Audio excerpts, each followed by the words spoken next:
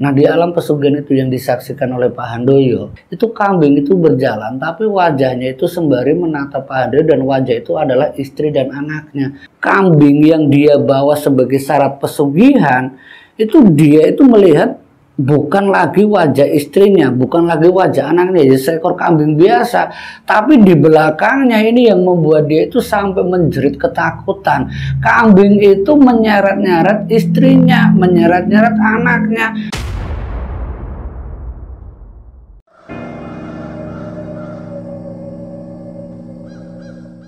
Bismillahirrahmanirrahim. Assalamualaikum warahmatullahi wabarakatuh. Alhamdulillah wa syukurillah wa ni'matillah la khala wa la quwata illa billah, amma ba'd. Jumpa kembali di channel Hikmah Misteri bersama saya Pak Ade. Di kesempatan kali ini saya akan mencoba menceritakan kisah tentang narasumber yang pernah melakukan ritual pesugihan, tapi dia ini gagal dalam mendapatkan pesugihannya. Tapi sebelumnya saya ingin menyapa sahabat Hikmah Misteri dimanapun kalian berada, yang di luar negeri ataupun di Nusantara. Semoga kita dan kalian selalu dalam lindungan Allah Subhanahu wa Ta'ala, selalu diberikan nikmat sehat walafiat, dilancarkan rezekinya, dipanjangkan umurnya, dan dimudahkan dalam segala urusan. Amin amin ya rabbal alamin. Tidak usah lama-lama, kita langsung masuk saja ke Hikmah Misteri. Cerita yang datang dari salah satu pelaku ritual, sebut saja namanya Mas Handoyo. Nah, Mas Handoyo ini sedikit saya cerita atau latar belakang beliau. Dia itu nekat melakukan ritual pesugihan. Itu pada awalnya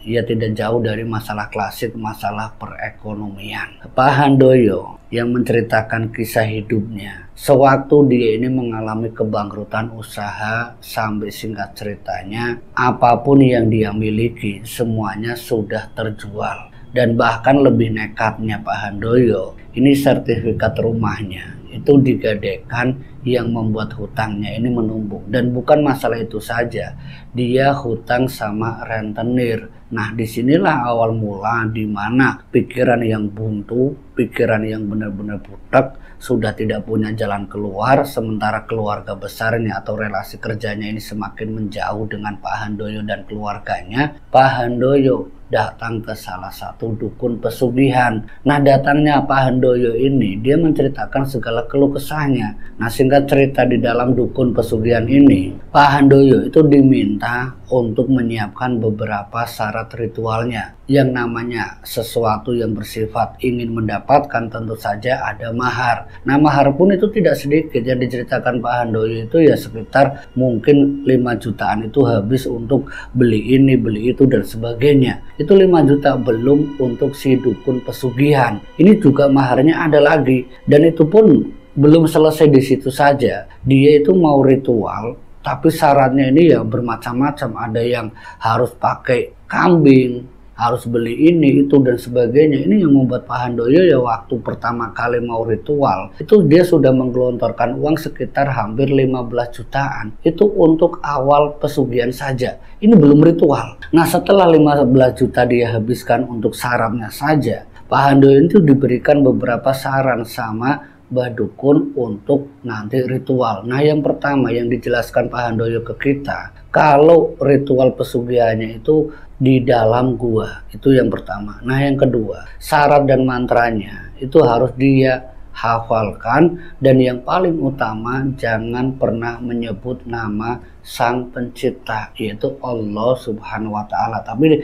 waktu itu dukun itu mengatakan ya jangan ingat Tuhanmu. Itu yang dikatakan oleh Mbah Dukun sama Pak Handoyo. Nah, Pak Handoyo yang tidak tahu hal-hal gaib, yang tidak tahu apa yang namanya istilahnya pesugihan atau gimana, Pak Handoyo itu diberi beberapa saran dan beberapa syarat untuk dia ritual. Nah, singkat ceritanya ini Pak Handoyo itu yang sudah seluruhnya itu siap untuk segala syarat pesugihannya, Pak Handoyo diantar sama Mbah Dukun langsung ke tempat ritual, itu di sebuah gua. Nah, di dalam gua itu yang diceritakan Pak Handoyo, dia itu tidak langsung masuk. Pak Handoyo itu diminta untuk nunggu di pintu gua tersebut, sementara Mbah Dukunnya itu masuk terlebih dahulu menyiapkan segala sesaji untuk ritualnya Pak Handoyo. Nah, kurang lebihnya mungkin setengah jam, itu sekitar jam 9 lebih kalau enggak salah yang dia ingat tentang ritual tersebut. Itu sekitar habis sholat isya dia berjalan, kurang lebihnya ya mungkin hampir 1 jam lebih itu perjalanan menuju ke gua tempat ritual yang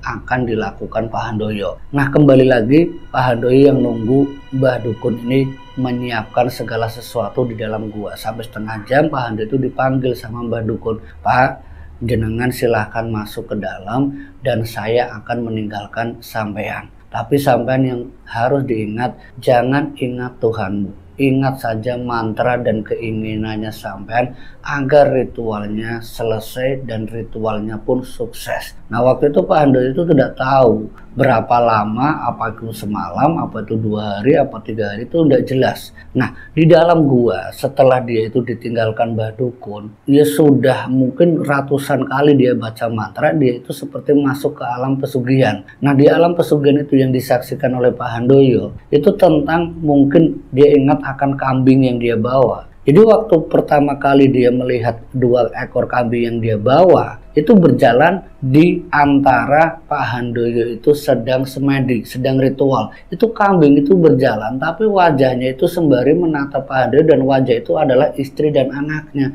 Nah, seketika itu juga Pak Handoyo ketika melihat kambing ke wajah istri dan anaknya itu secara spontan. Sampai dia bilang, "Istriku, kenapa kamu berubah jadi kambing? Anakku, istriku, anakku." Dan itu respon dari Pak Handoyo yang dia ingat itu saat dia manggil nama istrinya, saat dia manggil nama anaknya, itu benar-benar ya terjadi.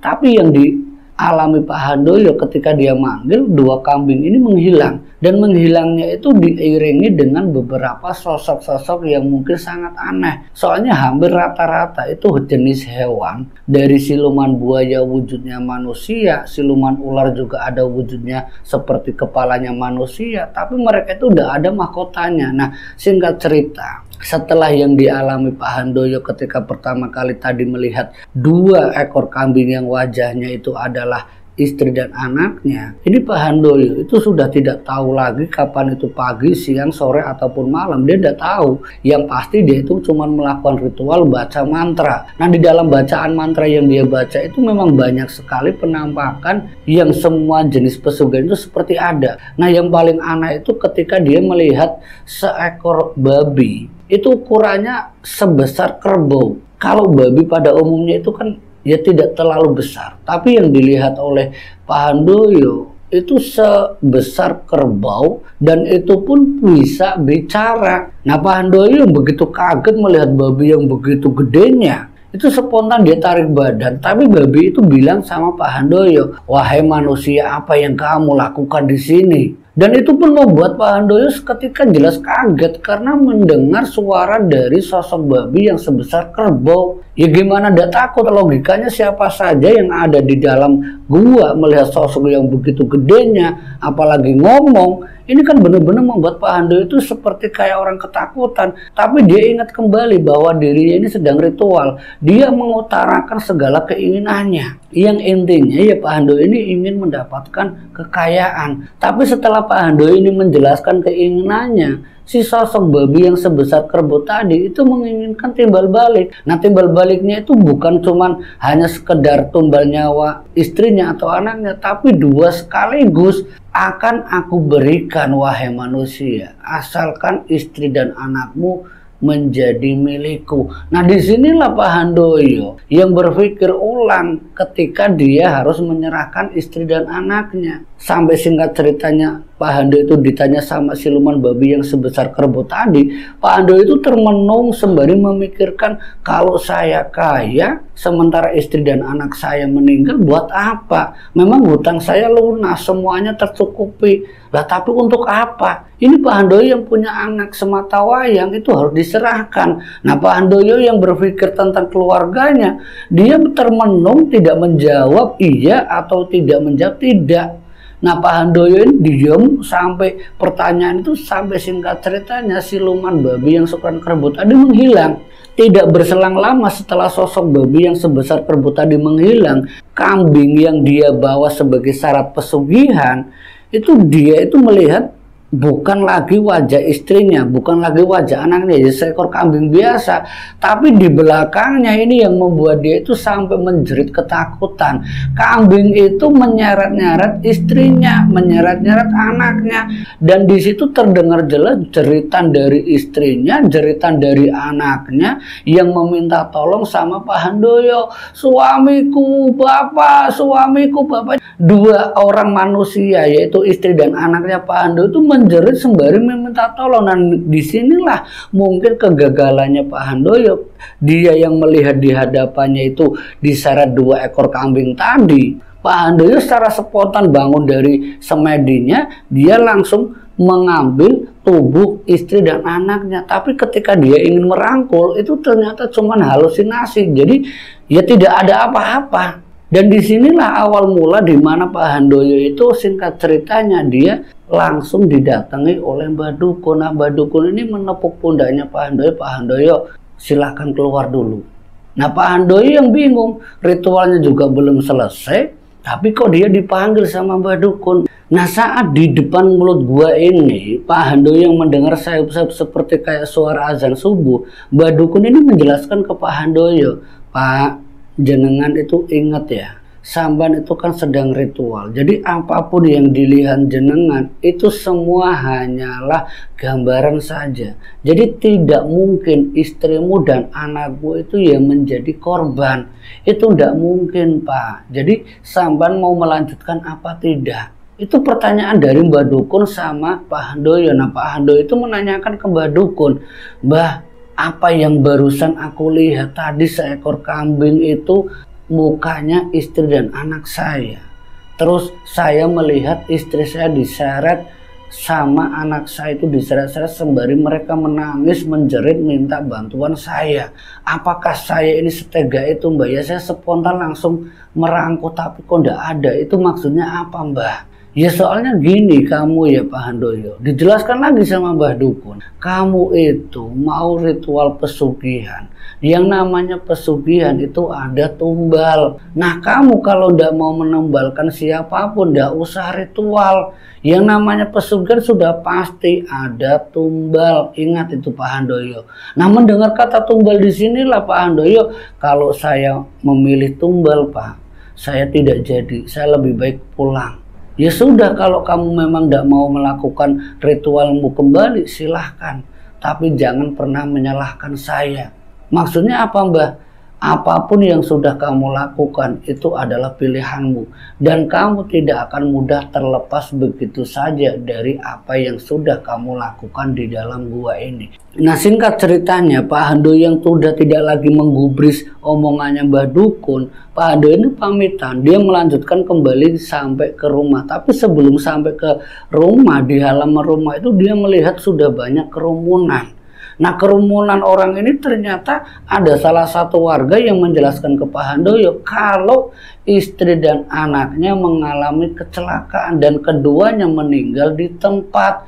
Ini jelas kabar yang sangat membuat Pak Handoyo itu terpukul. Dia tidak percaya kalau ritual yang dia lakukan itu benar-benar berdampak pada istri dan anaknya. Sementara ritual yang dia lakukan gagal, tapi istri dan anaknya ini justru menjadi korban dari ritualnya. Nah, Pak Handoyo mendengar istri dan anaknya kecelakaan yang meninggal di tempat ini, Pak Handoyo langsung lari sampai di rumah. Dia menyaksikan kalau istrinya itu kepalanya itu berdarah, anaknya pun kepalanya berdarah. Jadi keduanya itu sudah dalam posisi meninggal dalam keadaan yang masih utuh lah, masih pakaiannya itu belum benar-benar belum disucikan.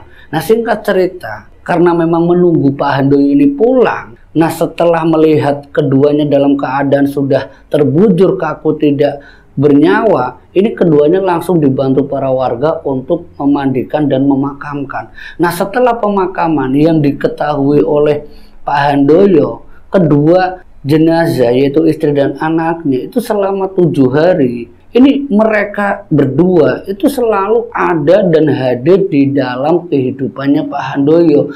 Mereka berdua itu seperti menuntut atas perilaku yang dilakukan oleh Pak Handoyo. Nah, sementara Pak Handoyo di sini masalahnya belum selesai, banyaknya para penagih yang datang, belum lagi rentenir yang datang. Ini masalah itu menjadi sangat numpuk jadi satu. Anak istrinya sudah meninggal, hutangnya tidak terselesaikan. Ini membuat Pak Handoyo itu ya benar-benar kayak orang stres. Selama 7 hari itu dia dihantui istri dan anaknya, bahwa apa yang membuat mereka meninggal itu ya jelas mereka datang sembari menanyakan pertanggungjawabannya Pak Handoyo. Apa yang sudah kamu lakukan, Mas? Kenapa kau tega bunuh anakmu? Kau tega bunuh aku? Itu selalu datang dalam mimpi. Ini yang membuat Pak Handoyo itu benar-benar seperti orang yang sudah kayak orang gila lagi. Dia udah habis pikir, dia gagal ritual, tapi istri dan anaknya sudah kepalang meninggal, dan mereka berdua menuntut atas apa yang sudah dilakukan Pak Handoyo. Sampai singkat ceritanya 7 hari itu dilewati, Pak Handoyo itu datang ke salah satu pemimpin tahlil, seorang kiai. Di situ Pak Handoyo menjelaskan bahwa apa yang dia lakukan, yang membuat istri dan anaknya datang ke mimpinya dan meminta pertanggungjawaban, itu tidak lepas dari ritual pesugihan yang pernah dilakukan Pak Handoyo seminggu sebelumnya. Nah, Pak Kiai pun yang mendengar begitu kaget dan tidak percaya. Ternyata yang membuat istri dan anakmu itu meninggal karena perilakunya sampean, Pak Handoyo. Sampai sudah nyaris bersekutu dengan iblis. Walaupun sampean tidak melanjutkan ritualmu, tapi iblis itu, setan itu sudah meminta haknya. Walaupun memang secara takdir itu urusan Allah Subhanahu wa Ta'ala yang memberi maut, tapi perantaranya sampean sendiri yang menyerahkan anak dan istri sampean. Memang semuanya itu ya dari Allah Subhanahu wa Ta'ala, takdir malaikat Israel yang mencabut, tapi mereka semua, anak dan istrimu itu yang datang ke mimpimu selama 7 hari berturut-turut, kamu harus bisa mengikhlaskan keduanya, dan kamu harus berdoa sebisa mungkin agar kamu bisa diampuni atas apa yang sudah kamu lakukan. Dan berharaplah dari ampunan yang maha kuasa agar anak dan istrimu terlepas dari belenggu siksa pesugihan yang walaupun kamu tidak bersekutu dengannya, tapi dia, almarhum istri dan anak kamu, sudah terlanjur menjadi korban, dan itu tidak mungkin dikembalikan, dia menjadi hidup kembali. Mendengar penjelasan dari Pak Kiai, Pak Handoyo hanya bisa menangis, hanya bisa bersedih. Terus apa yang harus aku lakukan, Pak Kiai? Singkat cerita, Pak Handoyo harus merelakan rumahnya itu disita. Dia menjadi seorang gelandangan, dan itu benar-benar dialami oleh Pak Handoyo. Sampai singkat ceritanya Pak Handoyo yang bingung harus sana sini di dalam usahanya, dia meminta ampun sama yang di atas. Dia itu rela puasa setiap hari, yang hanya berbuka itu dengan air putih, dan itu pun bukan air yang dimasak, tapi air kolam itu dari setiap musola yang dia datangi. Ini yang terjadi sama Pak Handoyo, dan itu dilakukan berturut-turut sampai mungkin hampir 3 bulan lebih. Pak Handoyo puasa berharap dia mendapatkan ampunan, mendapatkan daya. Nah, disinilah titik balik di mana Pak Handoyo yang waktu itu memang masih punya begitu banyaknya masalah, hutang yang belum terselesaikan. Dia ingat betul, dia sadar betul bahwa hutang itu juga akan dibawa mati. Sedikit demi sedikit Pak Handoyo yang tubuhnya sangat kurus karena setiap hari dia puasa, tapi dia merasa aneh. Puasanya dia yang hanya minum air putih, tapi dia masih diberikan kehidupan. Ini rasa syukur itu yang memunculkan sifat dari Pak Handoyo, yang bahwa dibalik nikmat dia yang hanya puasa dengan minum air saja, tapi dia masih bisa diberikan hidup. Nah, disinilah Pak Handoyo yang singkat ceritanya dia dapatkan pekerjaan. Pekerjaan yang didapatkan Pak Handoyo memang tidak seberapa, tapi setidaknya bisa membuat dia bisa punya keinginan untuk hidup kembali, untuk bisa melanjutkan hidup agar dia bisa menutup segala hutang-hutangnya. Nah, dalam proses atau perjalanan hidup Pak Handoyo yang singkat ceritanya semenjak pernah puasa itu selama hampir 100 hari berturut-turut, ini pekerjaan yang dia dapatkan itu ya wallahu a'lam bishawab, seperti rezeki itu datang kembali, ya mungkin lebih dari pesugihan. Karena dia pertama kalinya cuma hanya sebatas kulit serabutan, tapi dari pengalaman Pak Handoyo yang seorang pengusaha, dia itu diberi satu amanah oleh orang yang tidak dikenal untuk mengelola usaha tersebut. Nah, singkat ceritanya, 2 bulan dia bekerja secara kejujuran, secara lahiriah batinnya dia itu ikhlas membantu orang tersebut. Dia benar-benar dipercaya. Bahkan yang terjadi sama Pak Handoyo, dia tidak menceritakan masa lalu, masa kelamnya, tapi yang dia ceritakan itu bagaimana prosesnya dia selama 100 hari itu puasa. Sampai apa yang terjadi sama Pak Handoyo, dia itu dipercaya mendapatkan sebuah amanah yang luar biasa. Dia mendapatkan sebuah perusahaan yang secara cuma-cuma. Nah, setelah dia mengelola usaha tersebut, ini yang menjadi satu kerahasiaan sang ilahi Allah Subhanahu wa Ta'ala. Orang yang memberikan amanah Pak Handoyo, singkat ceritanya, setelah Pak Handoyo itu diberikan amanah untuk mengelola perusahaan yang di luar kota, orang yang pernah memberikan amanah tersebut, ini tidak diketahui oleh Pak Handoyo di mana orang tersebut. Ini sesuatu kayak yang benar-benar aneh, tapi itu nyata. Dulu dia kenal orang tersebut. Dia mengelola di salah satu perusahaan untuk mengelola usaha tersebut. Yang awalnya cuma menjadi kulit, tapi dia dipercaya. Tapi menelisik setelah 1 tahun dia bekerja di kota itu, yang jarang ketemu dengan orang tersebut, yang cuma hanya mengirim hasil usahanya lewat rekening. Tapi dibalik itu selama 1 tahun dia ingin ketemu, ya secara nggak langsung ingin mengucapkan rasa terima kasih. Tapi ketika Pak Handoyo ini ingin menemui orang yang pernah membantu dia kembali hidup, kembali menemukan jati dirinya, orang itu sudah tidak ada. Bahkan istrinya, anak-anaknya yang pernah bertemu sebelumnya itu, ketika Pak Handoyo nyari dari satu kampung yang memang tahu betul siapa orang itu, tapi tidak tahu di mana pindahnya. Dan yang lebih heran lagi, kampung yang pernah ditinggali oleh orang tersebut, orang yang menolong Pak Handoyo, ini orang itu dari cuman beberapa lingkungan sekitar saja yang tahu, tapi data di desa itu tidak ada. Ini sesuatu yang sangat tidak masuk akal. Lantas siapa orang itu? Karena perusahaan yang dia kelola saat ini itu ternyata sudah namanya Pak Handoyo semua. Ini sesuatu yang sangat tidak masuk akal. Tapi itu benar-benar terjadi sama Pak Handoyo, bahwa di balik usaha dia dengan kejujuran, dengan ikhlasan, dengan nikmat yang benar-benar dia syukuri dari Allah Subhanahu wa Ta'ala, 1 tahun tersebut dia sudah mampu melunasi semua hutang-hutangnya. Memang dia sebatang kara, tapi dia ingat betul bagaimana istri dan anaknya yang pernah menjadi korban ritual pesugihan yang gagal dari ulah Pak Handoyo sendiri. Nah, inilah sedikit cerita tentang Pak Handoyo, bagaimana dia menemukan sosok orang yang memberikan amanah untuk mengelola sebuah usaha yang setelah hampir 2 tahun singkat ceritanya orang itu tidak ketemu. Ini yang membuat Pak Handoyo itu hanya bisa bersyukur dan berharap semoga orang itu dapatkan yang lebih baik dari apa yang pernah dia berikan ke Pak Handoyo. Hanya itu yang bisa dilakukan oleh Pak Handoyo, karena dia sampai sekarang itu tidak tahu siapa orang yang pernah membantu Pak Handoyo. Ini sesuatu yang sangat aneh, tapi itu benar-benar dialami oleh Pak Handoyo. Semoga dari kisah ini kita bisa ambil hikmah dan pelajarannya. Saya Pak Ade, akhirul kalam, wallahu muwaffiq ila aqwamit thoriq. Wassalamualaikum warahmatullahi wabarakatuh.